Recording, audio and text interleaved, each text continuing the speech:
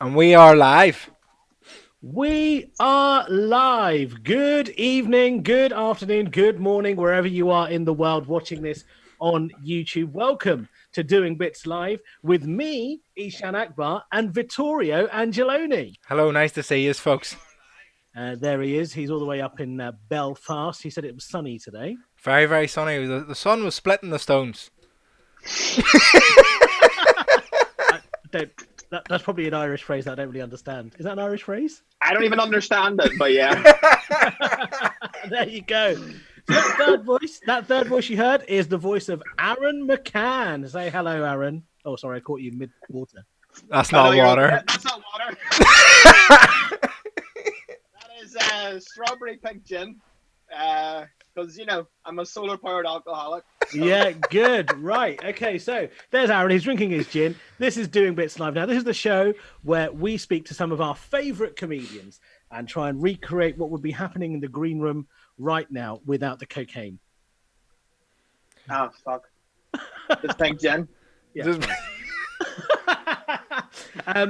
Because, live stand-up is our bread and butter. We can't do it at the moment. We're missing being able to test out new material. So comedians come out and they talk to us about some of the material, the ideas that are in their brain, or as Vittorio likes to call it, the jokes are quarantined in our brains. Jokes which are quarantined in our brains. Nice. So we release them from their quarantine. We talk about new material. Now, there's always a disclaimer at the top of every show, which is that some of these ideas might be unformed, underformed. They might be completely off the wall. They might, straight into being quite offensive, which is just the way we like it. I'm a big fan of offensive stuff. You are a big fan of offensive. Just so everybody knows, Vittorio regularly calls me a bonga bontu bastard, and bonga bontu is the name of the father of Bangladesh. So there you go. That's what he calls. So the disclaimer is we're going to talk about some crazy stuff, and if you get offended, well, so there's nothing we can do. No one's apologizing. Just grow up, right? Eshaan, on that topic, I saw you getting into like a bit of a back and forth with Piers Morgan. Oh, the other day yes. on Twitter.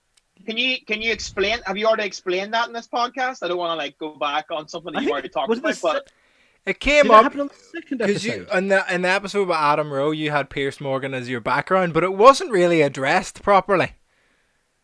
Okay, well, I'll talk about it now. So basically, on the day that Piers Morgan, he did a rousing speech on Good Morning Britain about how he has a Filipino maid, and his Filipino maid, their colleagues, all work in the NHS, and he was saying that these NHS workers, these immigrants, they're really helping us at the moment. And Susanna or Sarah, whatever the other woman's name is, what's her name? Susanna Reid. Susanna Reid said, they prop up the NHS. And Piers Morgan did this rousing speech about how immigrants are great. So then I did a video on Twitter about how I thought Piers Morgan only liked immigrants as long as they were willing to kill themselves. Oh, shit. And then I tagged him in it. He retweeted it to his 7 million followers. Oh, no. And then everyone piled in, told me to go back to where I came from, stop putting on a fake English accent. Well, of course they did. And then your fellow countryman, Brian McFadden, waded in. Yeah. Wait, so hang on. Is Brian McFadden the one from Westlife that currently works in a crap van? Because one of the people from Westlife literally currently, it's either a chip van or a crap van. I don't know who works in a van, but I know he's got another band called West Boys or something. Called fucking These cunts used to sell out like arenas, and now one of them's working in a chip shop. That's insane. So Brian, a chip van, but yeah. Brian McFadden waded in and he said, from one immigrant to another, I just want you to tell you to fuck off. So then I tweeted my followers to say, who wants to tell Brian McFadden I'm not an immigrant? And then he blocked me. Oh, Brian. Well, they obviously, they wouldn't know that you weren't an immigrant because Westlife live in a little world of their own. Yeah. That's a Westlife joke, don't even worry about That's very good. That was very good. So there we are. So that's the story. That's the story. That's what happened. Fucking hell, that's magical. Thank you, man. I got I Piers love Morgan that. and Brian McFadden. I'm in their naughty book. That's a nice like 2 notches on the belt right there. You know, Yeah. Piers Morgan and Brian McFadden. Two heavy Fucking hitters. hell. Very much heavy hitters. 2 heavy hitters. Two absolute big heavy hitters. And Piers Morgan and Brian McFadden should start a podcast called The Heavy Hitters. I imagine that. That'd be so good. The theme music would be amazing with Brian McFadden singing over it. I'm just picturing Piers Morgan sat on a stool and then standing up at the second chorus and just fucking... Wearing a white suit. Yeah, just at the just at the key change. Just be like, Oh you my raise me. That's you've got a decent set of pipes there, Vittorio. That was decent. Bro, I wasn't expecting lads, that. I can sing like fuck. Let's not fuck around. Okay, right. Let's get into it then. So, Aaron, tell me, what do you miss about live stand-up? Oh my! Just honestly, I watched the other week the Dave Chappelle getting the Mark Twain Prize thing on Netflix, like the full like documentary they did, and I was like, it shows like the best elements of stand-up because it's like just people fucking around in a green room or like in the back and like having like just a bit of crack with each other. I just thought like I miss that so much. Just miss hanging out with my friends and being silly. Are you able to hang out with anyone at the moment, like remotely? Who are you hanging out with? Well, I got my mum and my dad who are two old high risks, so I'm not seeing anybody at the minute.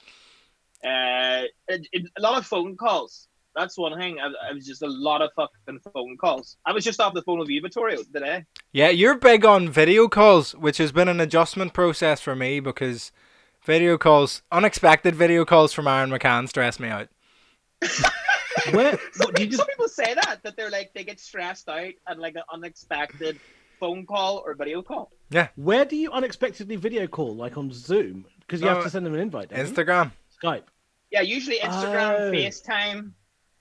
You know, I'm big into the video calls. Wait, can you do video calls on Instagram? Yeah. Yeah. I had no idea. It's like Actually, it's like FaceTime. It's like your Instagram live with 2 less people. He summed it up. Listen, I'm building my audience, okay? It takes time. And also, it's annoying. I don't get the Asian privilege of just knowing 73 people in my family. Everyone's either not here or dead. Wow.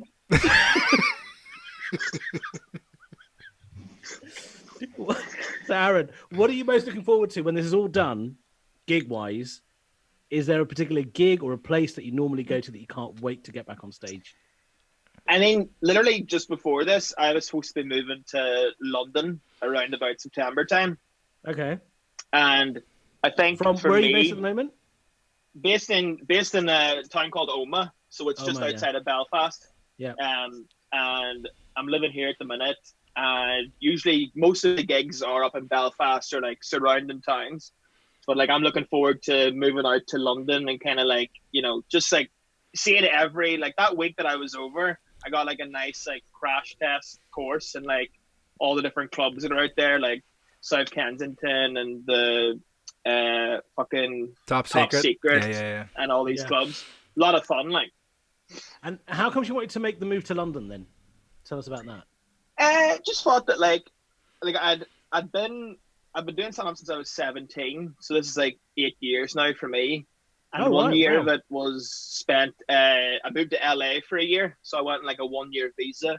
Went out to LA and just kind of like I'm the type of person that like if the treadmill's not on, I don't really run. So I need like I can see you don't really run, mate. Just 2 fat cunts calling each other fat. What's happening? It's always the other fat cunt. And breathing heavily in between after we're done. You're so fat. It's like projection because projection doesn't burn calories. Anyway, you were saying about LA. I'm sorry.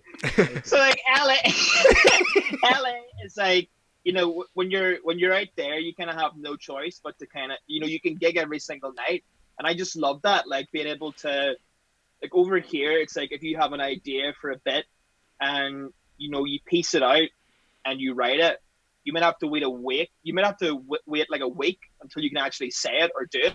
And by that stage, I'll have usually talked myself out of doing it, being like, nah, it was stupid. But like if you're in LA, you can do it that night and it's pretty low stakes. No one gives a fuck. So in LA, did you have to get like a specific visa so you were allowed to perform? I had like a J1 visa, which doesn't necessarily permit you to perform, but like I wasn't getting paid for any gigs or anything like that, so it was totally fine. And did you spend long enough in London to be able to draw a comparison between the London scene and the LA scene? I noticed that the London comics, like even just from a week out there, I definitely noticed that London comics tend to, from what I saw anyway, like of a year in LA compared to a week in London, I was like, the London comics definitely work harder. There's more of like a grit and a grind there, I think. Really? Compared to LA, yeah. That surprises me because I. Oh, no, wait, sorry. Other way around. LA comics work harder than the London comics. Right. LA, okay. Yeah. Even to me as a London comic, that makes more sense. Yes, that's what I meant. Apologies. So the LA comics tend to work harder. And what does that mean? What do you mean by that? Just because of the number of gigs they're doing? Just or like, just... And I don't know if it's like, some people might say, well, you can work smart, not hard. But I get better the more I gig. So if I'm gigging most nights of the week, I'll have like worked out a bit. Or if I've had a bit I've been doing for a while, I might get like something new in it or something like that. Whereas, I noticed that LA comics, they're all into the fucking rise and grind type thing, where it's like you go do a mic, another mic the next night, try and get signed onto the Comedy Store bucket every Monday, all that kind of stuff. And I noticed that London just doesn't really, I think that London has, it seems to be more of like, it seems hard to make the jump from like the open mic circuit up into like the top secrets and the likes of that. It seems more of like a kind of how do you work around this type thing. Vittorio, what's been your experience of the London scene? Well, it's an interesting one for me because I started in London, and I started in a very weird way as well. Though I just started by running my own show at my uni. I was just like, oh, I'm just gonna do this, and then I did that once a month for like a year. But like only during term time. So I maybe did 9 gigs MCing, not writing any material, just riffing and taking the piss out of people over the course of a year. And then I started like gigging properly and writing material 2 years ago. And I agree. I think it's very easy in London to get trapped on that open mic circuit where there's this obsession with like your tight five, because there's a lot of focus on competitions and there's a lot of focus on like the Gong Show at the Comedy Store and stuff, where like there's not as much of an emphasis, whereas in Belfast when I've been back, there's an emphasis on just writing prolifically because you're doing similar gigs to similar crowds quite a lot. You can't be coming back doing the exact same material every week, whereas in London you can dot about open mics doing the same 5 minutes for, I know people that'll do the same 5 minutes for up to like 2 years, whereas at like my emphasis, just from being vaguely like tapped into the Belfast scene, I was always like, oh no, I need to be writing like as much as possible, trying to churn through material, always making it better, always changing it. And like, I don't really care about this tight five thing. That was like something I kind of came back to once I felt like I had a wealth of material to kind of compress and distill into 5 minutes rather than holding that for like 2 years or whatever. I think my experience of it has been that you're right. It is in London, it's very focused on the next thing. So you do material with a view to doing that competition or getting a tryout spot. And then if you start knocking on TV, when TV get in touch, they're like, what's your tightest 5 or your tightest 7? Whereas the impression as someone who's not performed, I've done a couple of gigs in New York, but as someone who's not performed over a sustained period of time in America, they seem a bit more obsessed with the art of it. Particularly New York, from my experience of comics who grew up in New York, they're very like stand-up is stand-up, and I'm not doing it for any other reason than telling jokes on stage. Yeah.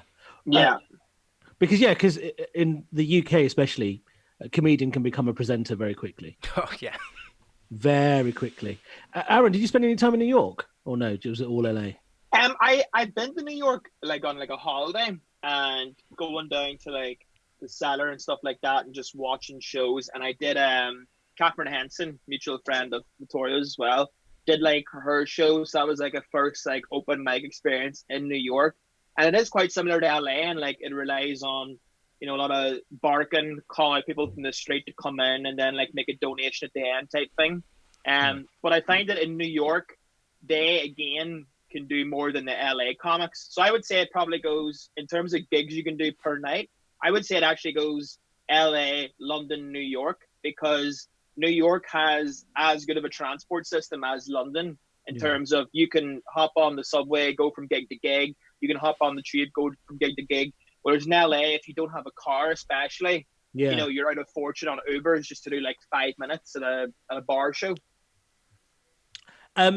You're only as good as your last gig. Where was it and how was it? Do you even remember performing? Good question. I think you asked me this before, Vittorio. I honestly think my last gig would have been Top London. Secret. Yeah. And it was like, the thing with Top Secret was like, I'd heard a lot of stuff about it.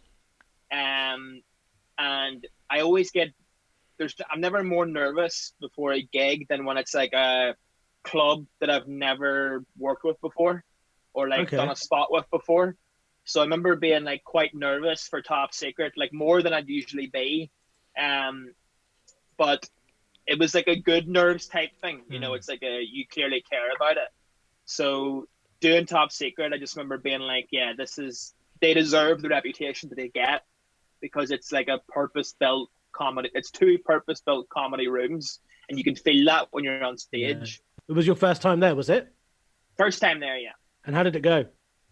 I had 3 gigs. So I did the Monday and then got asked back through the Wednesday and then got asked back through the Saturday and just loved it, man. It was like, yeah, it was really nice. I got to do a mixture of like bits that I'd fully worked out and like, you know, I knew had worked from doing them in Belfast for a while and got to bring them over and like almost like it feels like you're doing it for the first time again because it's a new audience and you can't really rely on different colloquialisms and stuff like that you can in Belfast or like local references and stuff like that.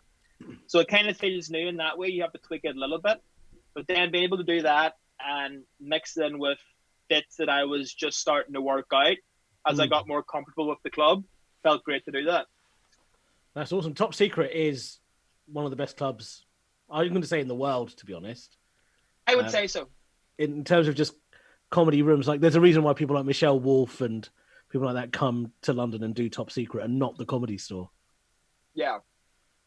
It might be because in the Comedy Store, Don hasn't even heard of Michelle Wolf. It doesn't really. Yeah, very kind of.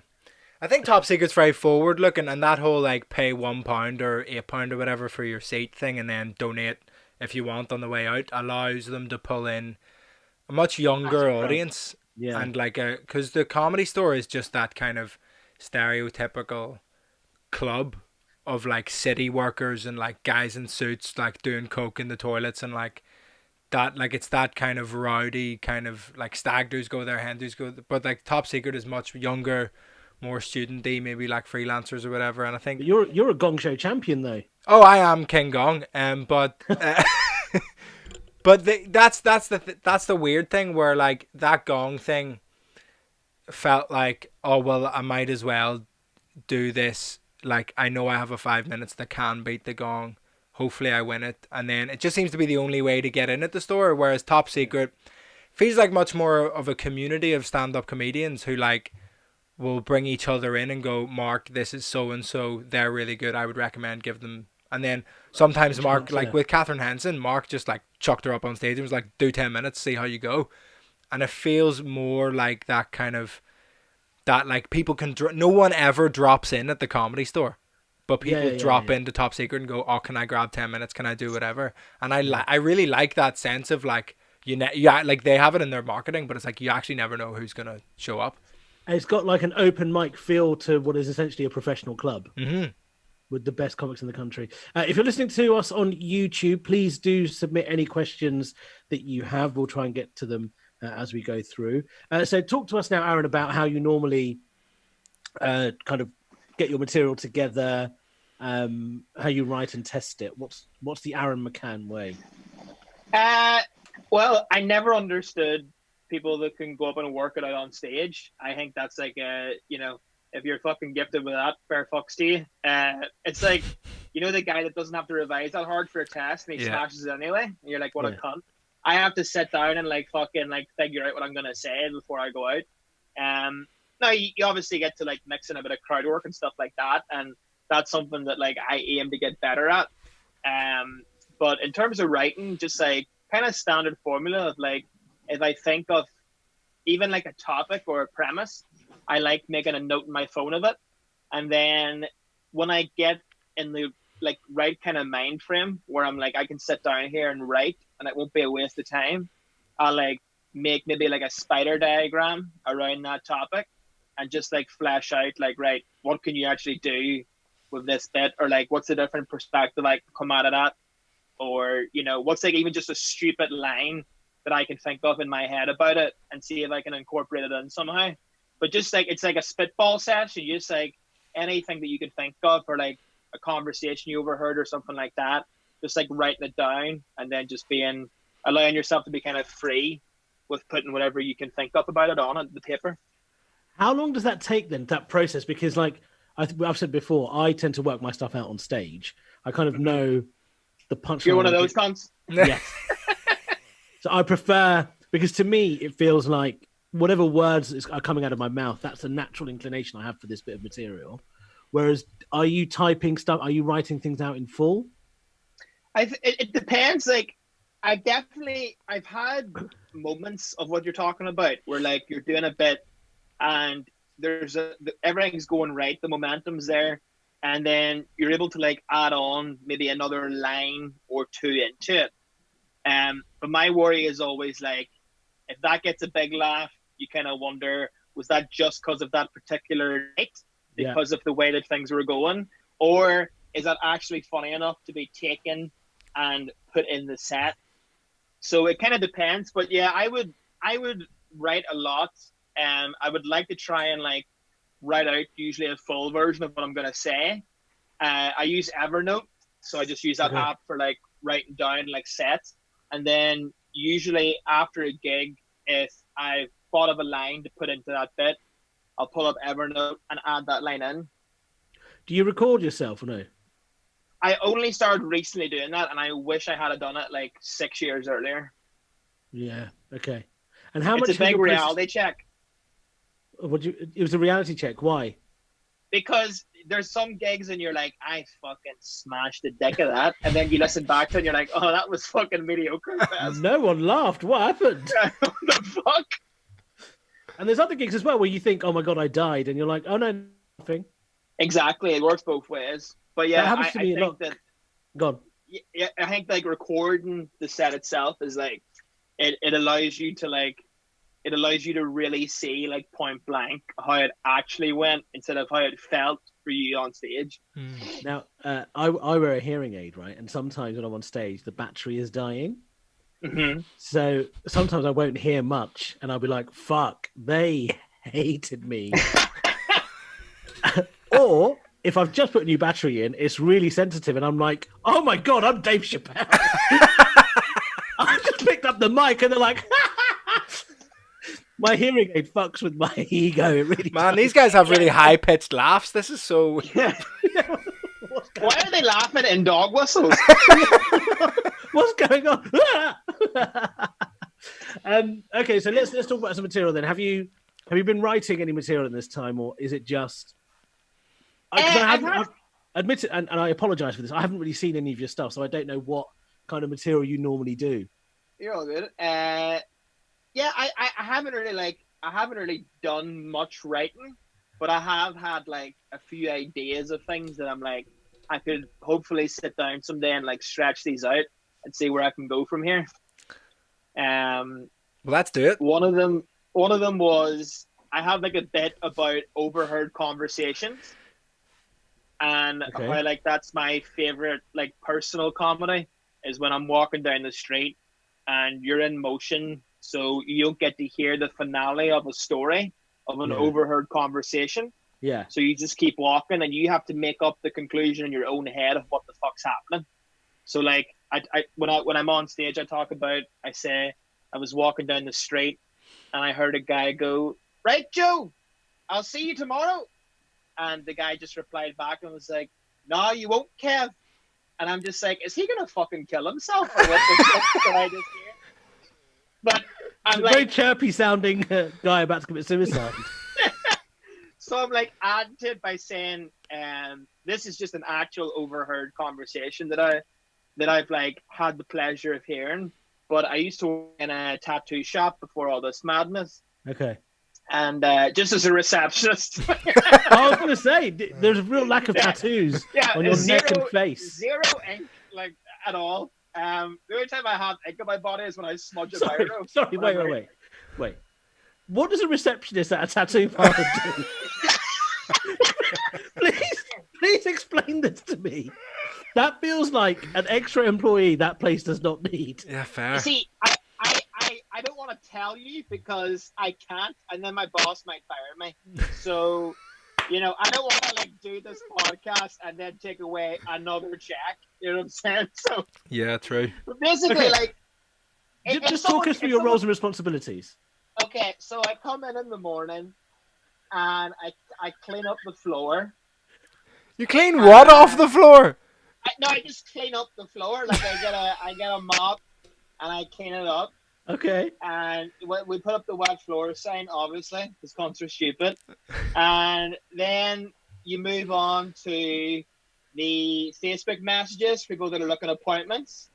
And, I'll be like, oh, hey, what kind of tattoo are you looking? And then give them like a rough price estimate. And then anyone who comes into the shop, it's my responsibility. He's typing. Hamza. I can see why you don't do any tattooing. Like a crayon. Yeah. So like, but yeah, like I just like it's really minimal shit, but like being in a tattoo shop, I feel like is an ideal like job. That is a sitcom waiting to happen. Someone like you who works in a tattoo shop has no interest in tattoos.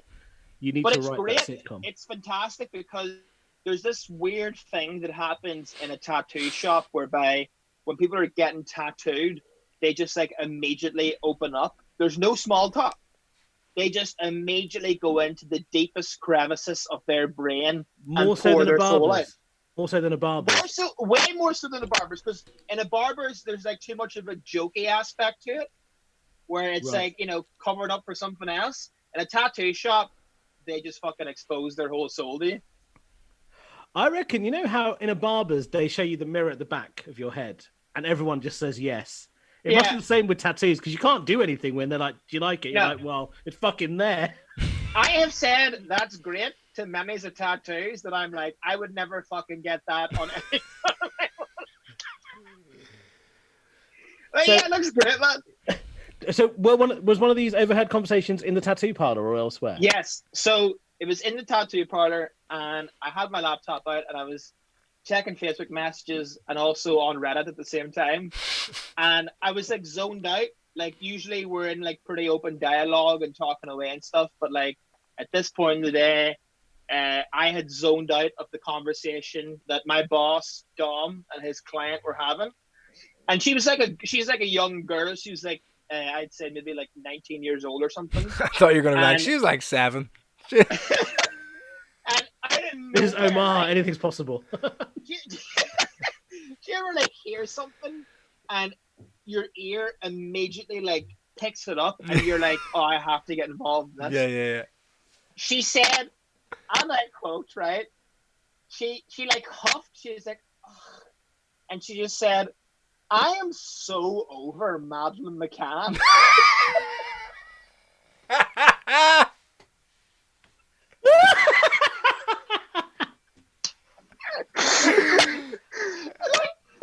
she said it like Madeline McCann was like a SoundCloud rapper. Yeah.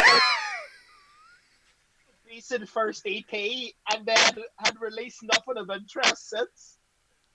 It's like they've played McCann too much on Kiss FM. It's just done my head in. That's insane. And then That's such a lovely premise, though, because then you get to fill up what you think the backstory is. Yeah. And it could Mandela be... McCann is the Ed Sheeran of stolen kids.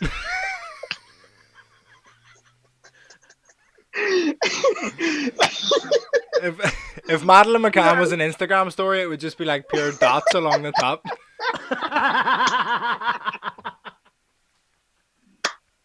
but no location tagging.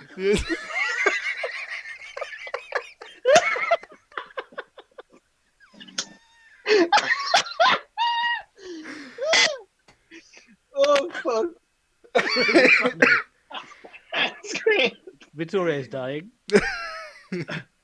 Okay, so that's a bit. That's definitely a bit. That's got legs for days. Yeah, it's like, I think it's like one of those, you know, the fucking weird like rule of three bit, where it's like I'd love to like wedge one more in there and then have the Madeleine McCann thing as like the last one. Yes, for sure.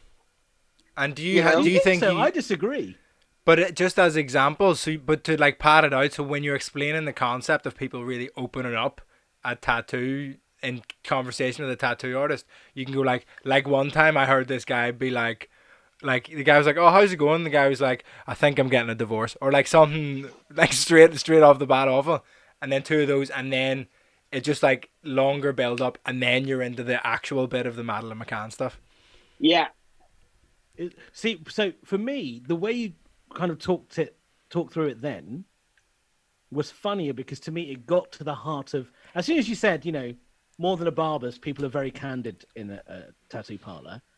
If Yeah. the first one is "Pow, Madeleine McCann," to me, that has a bigger payoff than you saying two, and people are like, "What's the third one going to be?"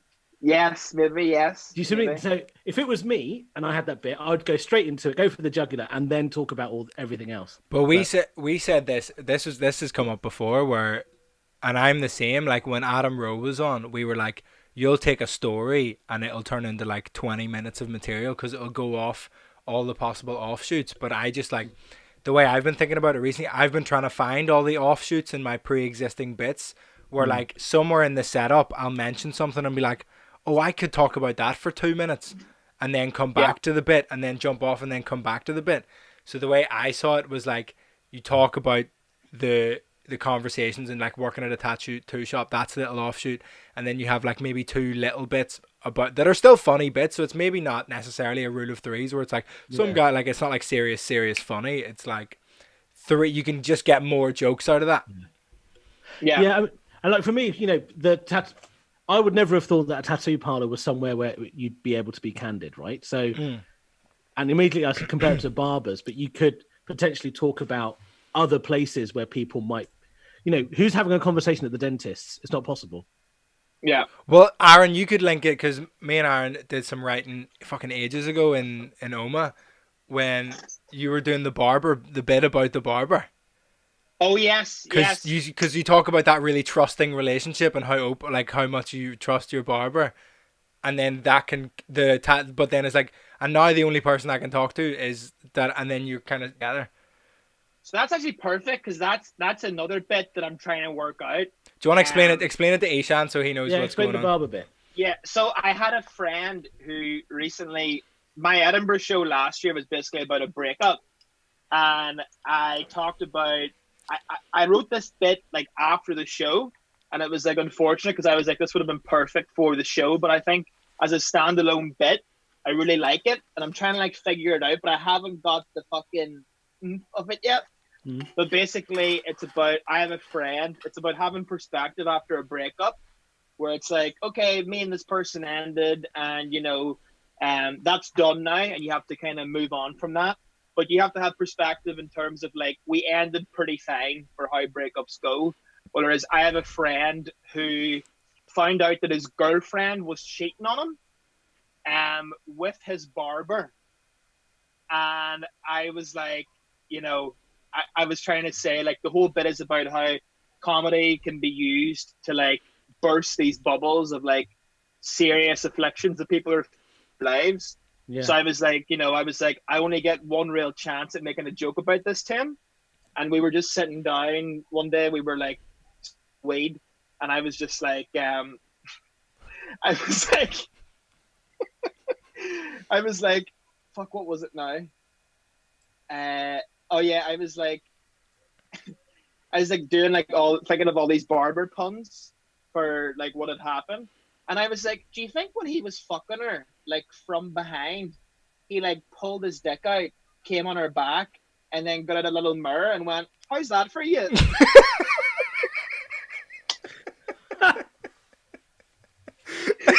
Lovely. But there's another bit too, Vittorio. Can you remember the other Barber pun that was in it? Oh shit. Did you have? He asked her, "Why did you leave me?" And she said he was just a cuss above. Sorry.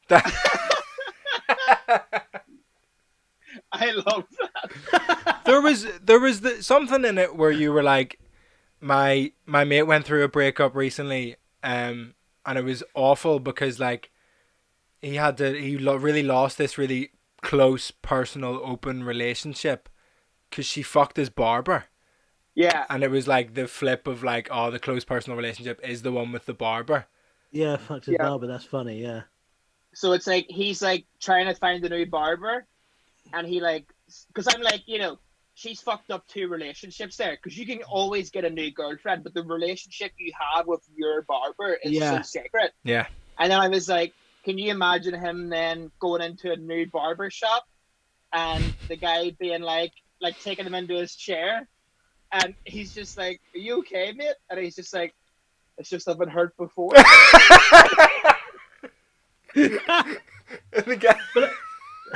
The guy thinks he's like cut his ear or something. Yeah.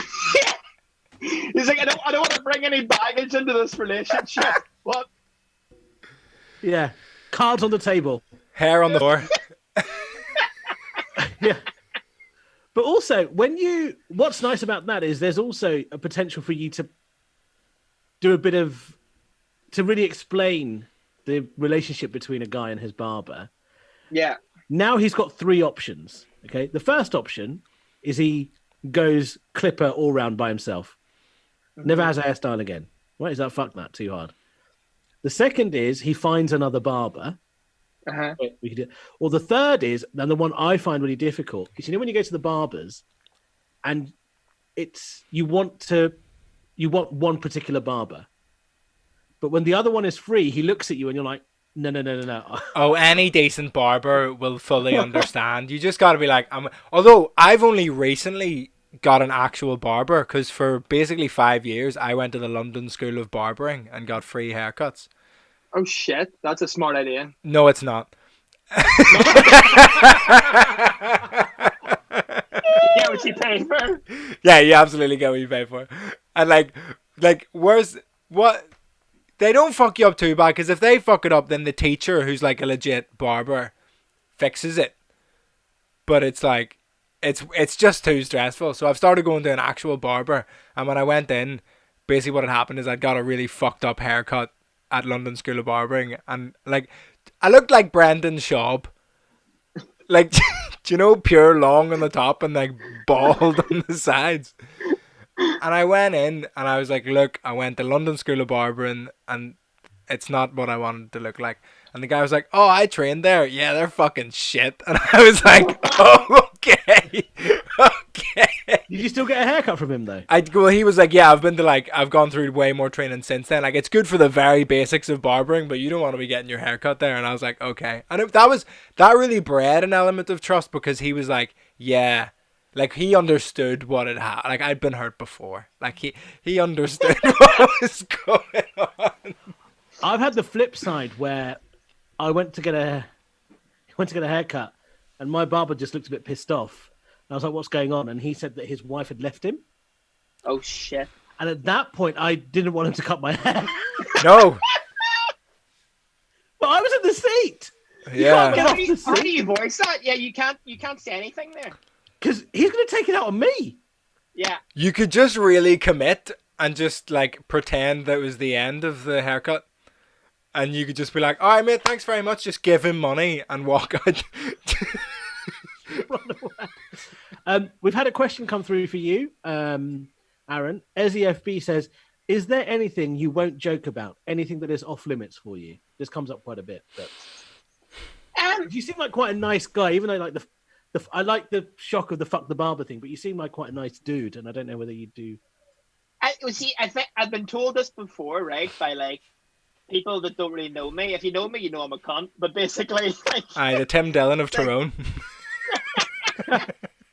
it's like I have like a chubby, like optimistic looking face. Yeah. So like I get away with saying slightly darker shit than something like I've always found that fascinating. Is like there's like some comedians that you'll see and they're doing like maybe darker, closer to the bone material, and it's like it feels like uncomfortable to watch or something, but it's because they themselves look like a psychopath. Whereas I come in and I look like Billy Elliot, but like he's been dead for 2 weeks, and people like I get away with it. He's been dead for 2 weeks, but feeding well in the grave. Yeah. And had the opposite reaction to what normally happens. Yeah, Billy Elliot got force fed to death. We can't get to the skeleton. He's just got it. What did he get killed with? A bike? What did he get killed with? A bike pump? If Billy Elliot was dancing for battered Mars bars, it's me. If Billy Elliot joined Stavros Flatley. So then, if you know that you can get away with it, is that what you choose to do? It's not even like that much of a methodical choice. Like I think that, right? Let me try and articulate this. So I don't think that there's a line with the joke. I think there's a line with intent. So it's like, what's your intent behind the bit? Because if it's like, you know, you've just seen a couple of Frankie Boyle DVDs and you're going up there and you're trying to say the most offensive shit you can, well, then you probably shouldn't have a microphone in the first place. Yeah. But if you're going up there and you're exercising actual human conscious thought, it's like, I thought this and it might be fucked up, but we're going to find out if anybody in here agrees with me. And I'll find out if you agree with me through the involuntary laughter. Yeah. You know? So that's how I look at it, is like, what's your intent behind the bit? Would you not say that the intent is, hopefully, the intent is always to be funny, but sometimes... It's like, well, the way I would look at it is always like, I love taking like, maybe like serious type topics, or like, kind of like obviously what happened to my friend is a pretty like traumatic experience for him. But like the way I look at it is like, comedy's always been that great, like, you know, it's like a balloon blowing up and then making a joke about it. It like pops the balloon. It's like, it doesn't hold that much weight over you anymore once you make a joke about it. Yeah. So that's why I like doing material about subjects like that. Were you planning on going to Edinburgh this year? Yes, I was, yeah. And did you have a show in mind, or where were you at with that? Yeah, I had it. So I actually had never... Edinburgh, obviously, when you go there and you're trying to write like a show that has like a theme or something like that, or something behind it, I actually remember like thinking, fuck, this will be so hard to do. And then once I picked a theme and stuck to it and wrote around that, I actually really enjoyed it. My plan for this year was to be like, right, from August, try and like think in the back of your head about a theme that you'd like to tackle. And then you can write material for that whole year around that theme. But obviously I would kind of like for the show, you would be able to see where I'm at in my life at that point with the shows. So like Happy Enough was like, you know, just came back from Ireland, just came back from LA. Life was kind of a bit weird and shaky, went through a pretty bad breakup and was like, right, let's just like deposit everything into the show. And now this year, the show is like a completely different theme. Like it's like the show I planned to do was called Tofu. And it was basically a stand-up show about being comfortable being yourself. Yeah, okay. So I was writing jokes around that theme. I recently reflected, because have you done Edinburgh before then? How many Edinburghs have you done? So that was my first solo show. And Okay. then I'd done it twice before. Once like just kind of doing spots, and then once doing a half-hour split with a friend of mine, Dave Elliott. Vittorio, were you going to do a show this year? My plan was to do a 45 work in progress of like what will be my debut hour.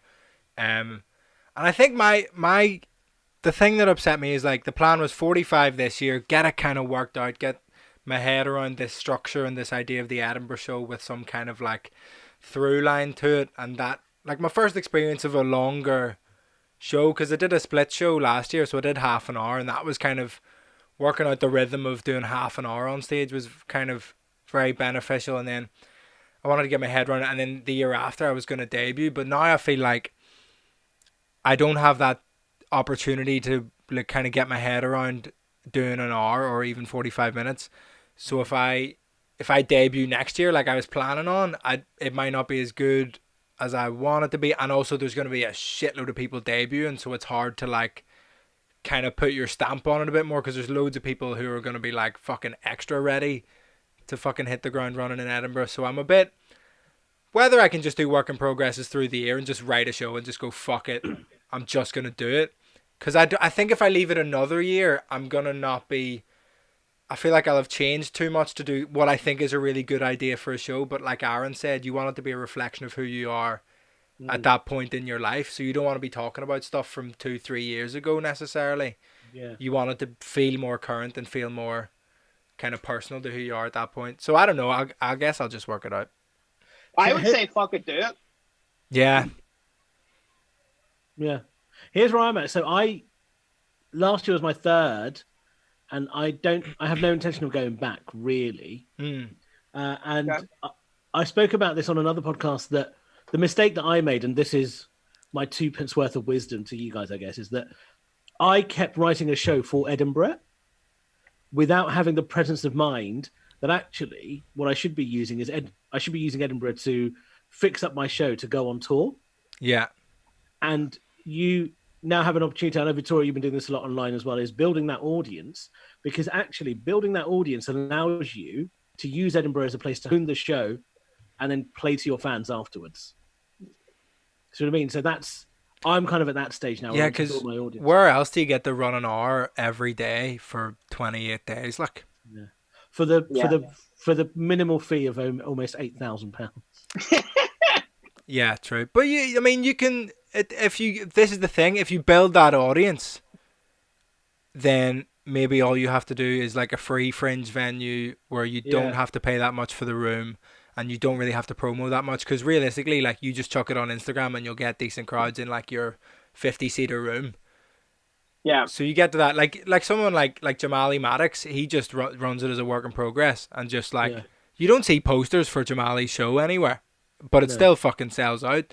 So I guess the dream for that kind of thing is to, just like not really need to invest. Like, you'll invest a bit, you'll have to pay your rent or whatever, or not if you're me, if you've got family. Bastard. We've got one more question for you, Aaron, from YouTube. How do you handle your jokes falling flat on stage, if they ever do? Which they do. You just fucking, like, it's kind of like, I feel like if I was at a level where every thought that I had would turn into gold on stage, then I wouldn't be sitting in my room of a bunk bed drinking pink gin. Do you know what I mean? Talking to us. Do you know what I mean? So I think that it's totally natural, and like, not to get too fucking cliche about it, but like the bits that don't work, you're gonna work more on your act anyway because of it. Like if you go on, and that's the problem with like people that do the same 5 minutes or the same 7 minutes every single gig, is like they know it works, they know that material works, but yet they're scared of going on stage and hearing the silence. And if you aren't comfortable in the silence, then you're never going to improve. You have to go to the next level. So I think it's important to, even ideas that you're like, I don't think this will work, they're important to do, because you don't know what the reaction could be. I love that feeling of like between setup and punchline, just that little moment of silence of going, this isn't going to work. And just hitting it anyway. The N-word as the punchline. Fuck. You joke, but I do have a bit about the N-word. We'll come back to it. But I love that's the exciting bit. If you're doing tried and tested, like it just gets kind of boring, because if it doesn't work, then you don't care either, because you're like, oh, but I know that works. That's just a weird crowd. Like that excitement of like, oh fuck, I'm about to say it. Like what's gonna happen. Like that's what it's about. I have another bit on that topic Go. that I just thought about, where every time I've done it, the results are completely different. Sometimes it's went down a storm, and other times I have completely heard that silence to the finest degree. So I have a bit about, I'm like, the fact that I'm going through my 20s in a generation that cares so much about social media presence and likes and statistics, but I'm also no better than it because I feed into it as well. And I was like, I of course let likes dictate my social media feed. And I was like, you know, if I get married to a girl and the picture of our engagement photo gets less than 100 likes, I will hold that in the relationship for the rest of time. And then I was like, you know, I was like, I'm giving my life to this woman and she could only get me 76 fucking likes. But then the bit after that goes, you know, like, ladies, if you put up a picture of your baby scan on Facebook and it gets less than 100 likes, I know where this is going. there are options. And it's always either, it's never in between. I think I know why. Okay. I think I know why you get. So, in both examples, so in the first example, the woman is serving you, right? You want the likes for the engagement picture.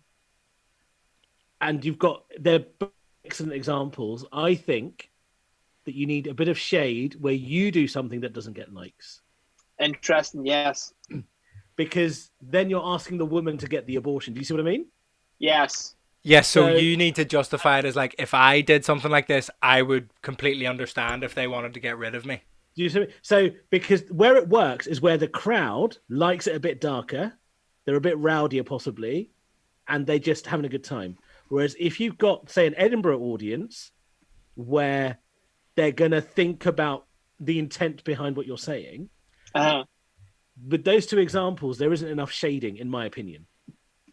I totally agree. It's getting that like credit with the audience where you go, yeah. If I was getting engaged and only got 76 likes, I would cancel the wedding. And likewise, like another example where like if my holiday if I lost pics, a ton of weight. Yeah, if I lost loads of weight and I only got 54 likes, I would understand if she broke up. I start eating burgers again. If she broke up with me, I think what it is if you use yourself as an example, like I would completely understand if she wanted to get rid of me. And likewise, if she puts up an ultrasound scan and it only gets 12 likes. Yeah, and that rhythm is lovely, which is, I would understand why you'd get rid of her. I'd understand why you get rid of me. I'd understand why you get rid of the baby. I think it needs that shade, that shading. Do you know what's annoying about this show? Is I get excited about the idea, and now I'm like, let's go and fucking try it. Yeah, fuck's sake. Now. That is the problem. Like, let's get in front of a crowd. Yeah, let's do it in January. Which is actually what you'd have to do if you were in Belfast anyway. Right now, I'll be texting Mark at Top Secret going, I've got one joke. I'm coming. I want to try it. That was fun. Yeah, it was great. Yeah. Vittorio was extolling your virtues to me earlier, and he's not wrong. You're a lovely, fun dude. Thank you very much. It was lovely to meet you. Same with you. Thank you. So that was Doing Bits Live. Thank you for those of you. It's actually, I think it was a record for the number of people that were on and stayed on. Oh, yeah. Jed? We've been in double figures the whole time. Here. You're welcome, lad. McCann has pull. Who knew? We all knew he had pull. Yeah, we did. Pulled pork, more like. If you're listening on the audio podcast, give us a subscribe, give us a review on iTunes and all that crack. If you're watching back on YouTube and it's not live, give the page a subscribe, give the video a like, and follow us all on the Instagrams. It's in the description of this video. Anything else, Eshaan? That's it. Yeah, just make sure you follow us on socials. Keep watching Doing Bits. We might have an announcement for you in a couple of days on something. Oh shit.